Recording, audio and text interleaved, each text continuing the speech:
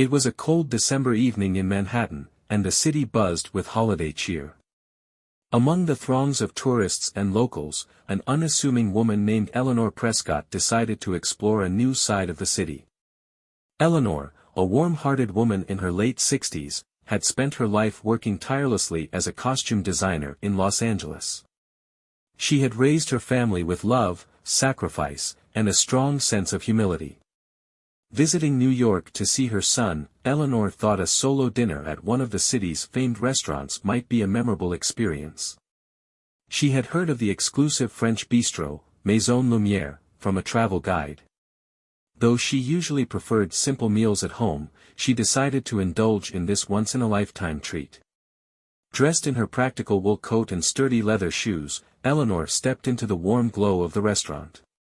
The elegant decor and soft murmur of well-dressed patrons caught her attention, filling her with a mix of awe and nervousness.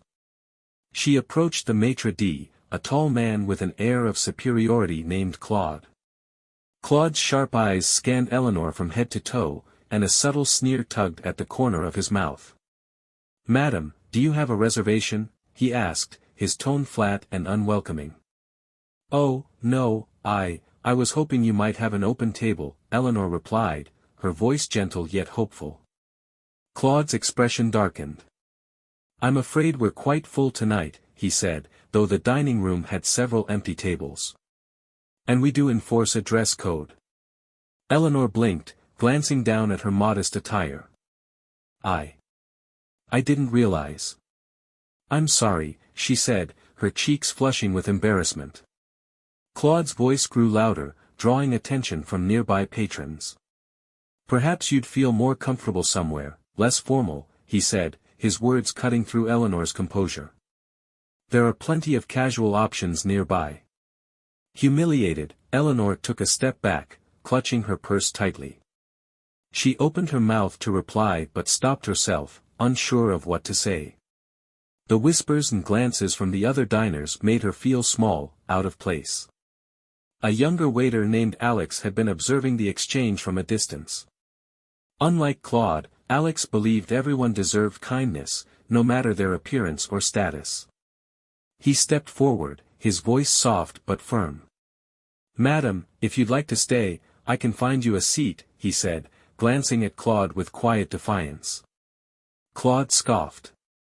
"There's no need, Alex. She's clearly not our usual clientele." Eleanor's heart sank further, and she began to turn toward the door. But before she could leave, a calm yet commanding voice broke through the tension. "Excuse me, is there a problem here?" The room fell silent as all eyes turned toward the source of the voice. Standing near the bar was a man in a black leather jacket, his dark hair tucked beneath a beanie. His gaze was fixed on Claude, his posture relaxed but purposeful. Eleanor's breath caught as she recognized her son, Keanu Reeves. Keanu strode forward, his boots clicking against the polished floor. He stopped beside Eleanor and placed a reassuring hand on her shoulder. "Mom, are you okay?" he asked, his voice laced with concern. Eleanor nodded quickly, though her flushed cheeks betrayed her lingering discomfort. "I'm fine, Keanu. I think I'll just find somewhere else to eat." Keanu's jaw tightened as he turned his attention to Claude. "What's going on here?" he asked, his tone calm but resolute. Claude's arrogance faltered as he realized who he was speaking to. "Oh, Mr. Reeves, I didn't know she was with you. If I had known, Known what?" Keanu interrupted, his voice rising slightly. "That she deserves respect because she's with someone important? Or because she's a human being?" Claude stammered, unable to form a coherent response. The patrons who had been whispering now watched in stunned silence. Alex, meanwhile, stepped forward again, his hands trembling slightly. "I was trying to seat her, sir," Alex said, addressing Keanu. "But—" "Thank you," Keanu said, his voice softening as he turned to the younger waiter. Reaching into his pocket, he pulled out a small stack of bills and handed them to Alex. "For doing the right thing. You're the kind of person this place needs more of." Alex's eyes widened as he accepted the money, his gratitude evident. Claude, meanwhile, looked as though he wished he could disappear. Keanu turned back to Eleanor. "Mom, let's go. We don't need to spend another second here." Eleanor hesitated, glancing at Alex. "Thank you," she said softly, her voice steady despite the lingering sting of humiliation. Then, with her son by her side, she left the restaurant, the cold winter air a welcome contrast to the stifling atmosphere they had just escaped. As they walked down the bustling streets of Manhattan, Eleanor sighed deeply. "Keanu, you didn't have to make a scene. I'm used to things like this." Keanu stopped, his dark eyes meeting hers. "You shouldn't have to be," he said firmly. "No one should. And especially not you." Eleanor smiled weakly, her son's protective nature both comforting and overwhelming. "Thank you," she said, her voice barely above a whisper. "Come on," Keanu said, his tone lighter now. "Let's find somewhere better. Something simple. Somewhere real." As they continued walking, Eleanor couldn't help but feel a surge of gratitude.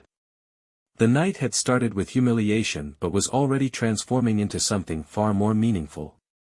The brisk air nipped at Eleanor's cheeks as she and Keanu wandered through the streets of Manhattan, leaving the harsh memories of Maison Lumière behind them. The glow of neon signs and the aroma of street food filled the night, creating a vibrant contrast to the cold, sterile atmosphere they had just escaped. "Do you remember that little diner in Toronto?" Eleanor asked suddenly, a hint of nostalgia brightening her voice. "The one we used to go to when things were tight?" Keanu smiled, his hands tucked into his jacket pockets. "How could I forget? Best pancakes I've ever had. You want to find something like that here?" Eleanor nodded. "Something warm. Something real." A few blocks later, they stumbled upon a small diner tucked away from the bustling avenues. The fluorescent sign above the door flickered, and the scent of coffee and grilled cheese wafted into the street. It was exactly what Eleanor had hoped for. Inside, the atmosphere was cozy and unpretentious. A waitress with kind, tired eyes greeted them with a smile. "Take any booth you like, sweetheart," she said, her voice carrying the warmth of someone who'd seen her share of long nights. They slid into a booth by the window, and Keanu quickly shrugged off his jacket, draping it over Eleanor's shoulders. "You're shivering," he said softly. "Thank you," Eleanor replied, pulling the jacket around her like a protective shield. She glanced at the menu, her fingers trembling slightly. "This is perfect." As they waited for their food, Eleanor's thoughts drifted back to the restaurant and the humiliation she'd endured. "You know," she began hesitantly, "it wasn't just what he said. It was how he looked at me. Like I didn't belong. Like I was invisible." Keanu leaned forward, his expression somber. "Mom, people like that don't define you. They don't know your story. They don't know the sacrifices you made to get here." Eleanor's eyes welled with tears, but she didn't let them fall. "Sometimes, I still feel like that young, struggling mother who had to prove she was enough." Keanu reached across the table, taking her hands in his. "You were always enough. You gave up everything for us. If anyone can't see how extraordinary you are, that's their loss." Their conversation was interrupted by the waitress, who arrived with steaming plates of pancakes and a grilled cheese sandwich. "Here you go, darlings," she said with a smile. "Hope this makes your night a little brighter." Eleanor smiled back, her gratitude evident. "Thank you. This is just what I needed." As they ate, the heaviness of the evening began to lift. They reminisced about old times, snowy Christmases in Toronto, and the little victories that had shaped their lives. By the time they left the diner, the world felt warmer, the night brighter. Walking back to Eleanor's hotel, Keanu wrapped an arm around her shoulders. "You okay?" he asked. She looked up at him, her heart full despite the lingering ache. "I'm more than okay," she said. "Because I have you." Keanu smiled, pressing a kiss to her temple. "And I'll always have you, Mom." That night, as Eleanor lay in bed, she reflected on the day's events. The sting of humiliation, the kindness of a stranger, and the unwavering love of her son all blended into a bittersweet memory. Tears slipped down her cheeks, not of sadness, but of gratitude.